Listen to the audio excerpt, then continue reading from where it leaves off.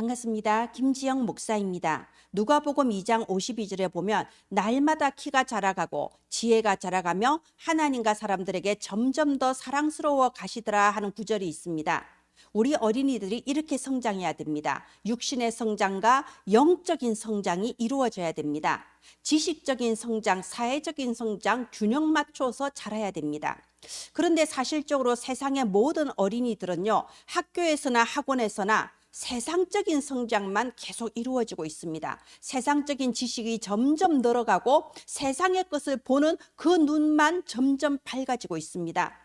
어쩌면 저와 여러분이 우리 어린이들에게 영적인 메시지를 전달해주는 유일한 사람일 수도 있습니다.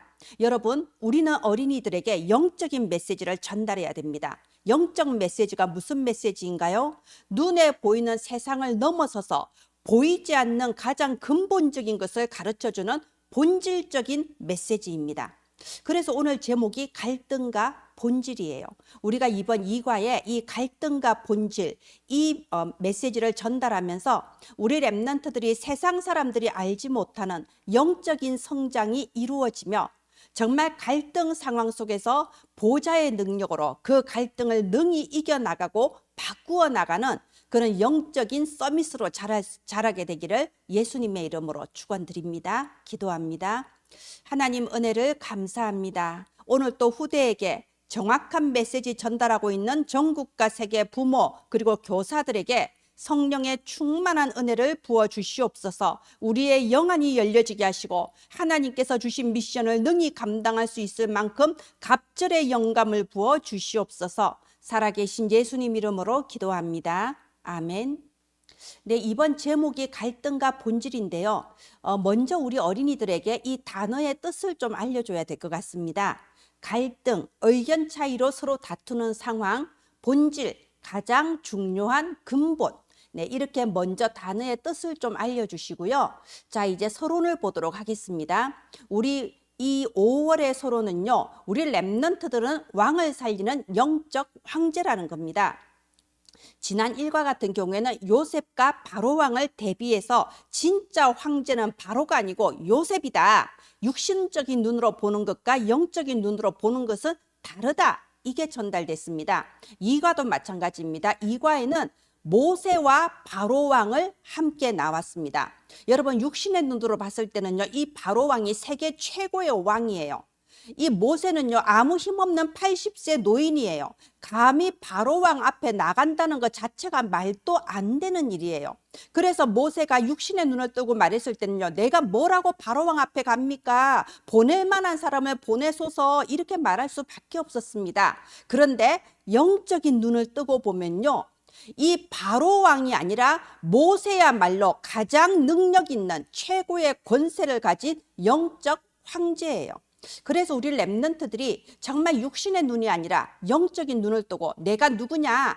하나님께서는 나를 237나라 5천 종족의 지도자들을 살릴 수 있는 사람, 지도자들에게 답을 주고 힘을 줘서 이 세상을 변화시킬 영적 황제로 나를 불렸다. 나의 정체성을 바로 회복하게 되기를 바랍니다.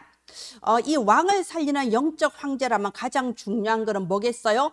기도이죠. 우리는 세상의 왕이 아닙니다. 영적인 황제예요. 그렇다면 보좌의 힘, 보좌의 권세를 누리는 기도가 가장 중요합니다. 그래서 서론에서 우리 선생님들이 이 기도에 대해서 간증하시면서 기도가 얼마나 파워가 있는 것인가, 이 기도를 누리는 이 영적 권세에 대해서 알려주시기를 바랍니다. 네, 본론 들어갑니다. 이 사도 바울에게는요, 많은 갈등 상황이 있었습니다. 이 사도 바울이 그냥 우리가 성경에서만 보면요, 가는 데마다 복음이 증거되고 제자들이 일어나고 와 대단한 사람이다 이렇게 보일 수 있지만요, 사실 그때 상황은 그렇지 않았습니다. 다른 유대인들이요, 바울은 사도의 자격이 없다. 예수님이 살아계실 때 따라다니는 게 사도지, 예수님 살아계실 때 바울은 예수님 곁에 있지 않았다. 바울이 가짜다. 막 이렇게 억울한 소리를 했습니다. 이런 말을 바울이 다 전달해서 들었을 거 아니에요? 근데 바울은 고린도 후서에 이런 글을 남겼습니다. 우리가 싸우는 무기는 육신의 무기가 아니라고 했습니다. 무슨 말인가요? 지금 저들이 억울한 누명을 씌우는 이거는 저들의 마음에서 나오는 것이 아니고 사탄이 배후에 역사하는 거다 이겁니다. 본질을 알려준 거예요. 눈에 보이는 것이 다가 아니에요. 왜 저 사람이 나한테 억울한 누명을 씌우지? 왜 저 사람이 나를 힘들게 하지? 내가 저 사람과 싸워야겠어. 이게 아닙니다. 본질적인 것, 근본적인 것을 보는 눈이 열려야 됩니다. 이것은 영적 싸움이에요. 사탄의 견고한 진을 무너뜨리는 하나님의 능력으로 싸워서 이겨야 되는 겁니다.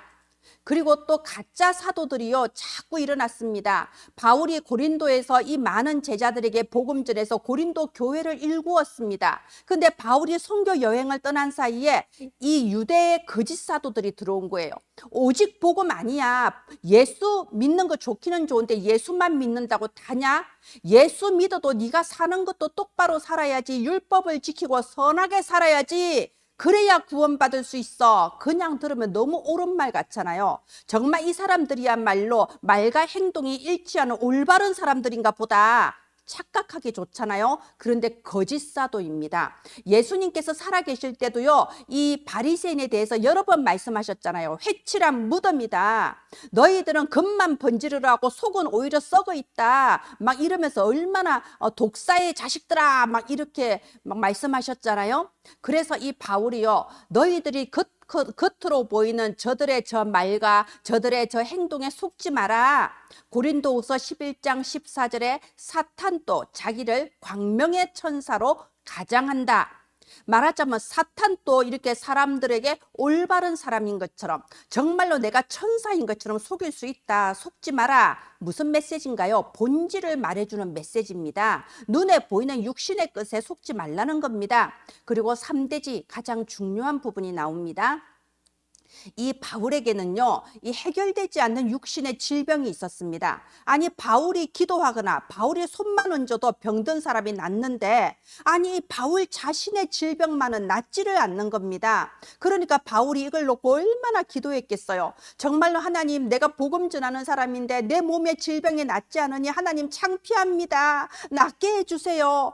얼마나 뜨겁게 간절히 기도했는지 셋째 하늘까지 올라갔다는 기록이 나와 있습니다. 여러분, 여기서 셋째 하늘에 올라갔다는 말은요, 기도의 깊은 능력 속으로 들어간 겁니다. 나를 초월하고 현실 세계를 초월해서 오직 하나님밖에 보이지 않는 기도의 그 깊은 세계로 들어갔을 때 하나님이 바울에게 말씀 주셨습니다. 내 은혜가 네게 족하도다. 이는 내 능력이 약한 데서 온전하여 짐이라.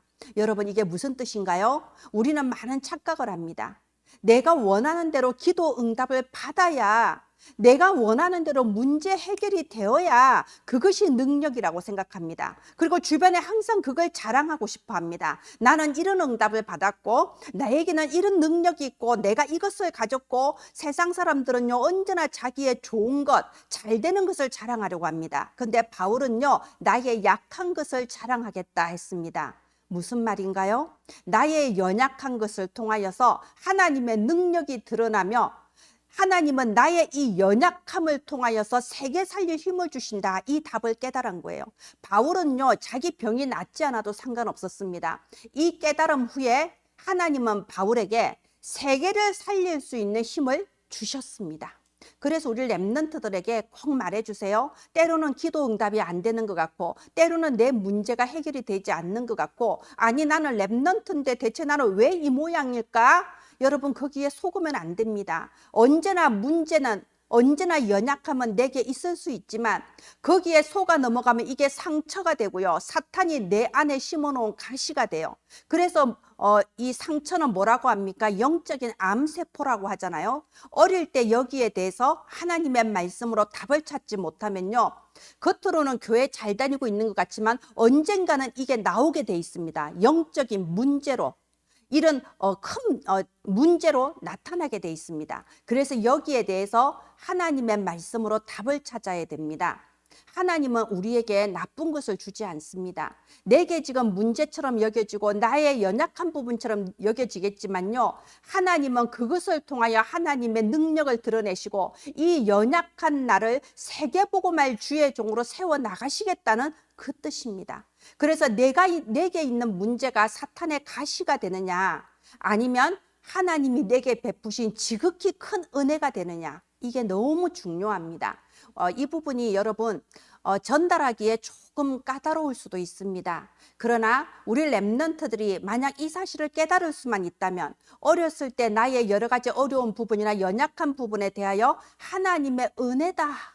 하나님이 세계복음화를 하기 위해 나에게 이것을 발판으로 주셨구나. 이것이 깨달아지게만 한다면요. 저와 여러분이 기르는 렘넌트가 사도 바울처럼 전 세계를 변화시키시는 전도자가 될 줄을 믿습니다. 네, 묵상 주제 보겠습니다. 갈등이 일어날 때는 어떻게 해야 되나요? 주변에서요, 정말 내 말이 통하지가 않고 생각이 달라지지 않는 이상한 사람들이 교회 안에, 학교 안에 있을 때는 어떻게 해야 되나요? 여기서 우리가 이걸 가지고 상처를 받으면 사탄의 가시가 된다고 했죠. 부활하신 예수 그리스도께서 우리와 함께 하십니다. 하늘과 땅의 모든 권세 다 가지신 예수님께서 나와 함께 하십니다. 우리에게 기도할 수 있는 영적 권세를 주셨어요. 그래서 갈등이 일어날 때는요, 거기서 육신의 싸움을 할 필요가 없습니다. 영적 세계를 봐야 돼요. 그 배후에 흑암이 역사한다는 것을 볼 수 있어야 됩니다. 그래서 모든 마귀의 일을 멸하신 예수 그리스도의 이름의 권세로 기도하는 겁니다.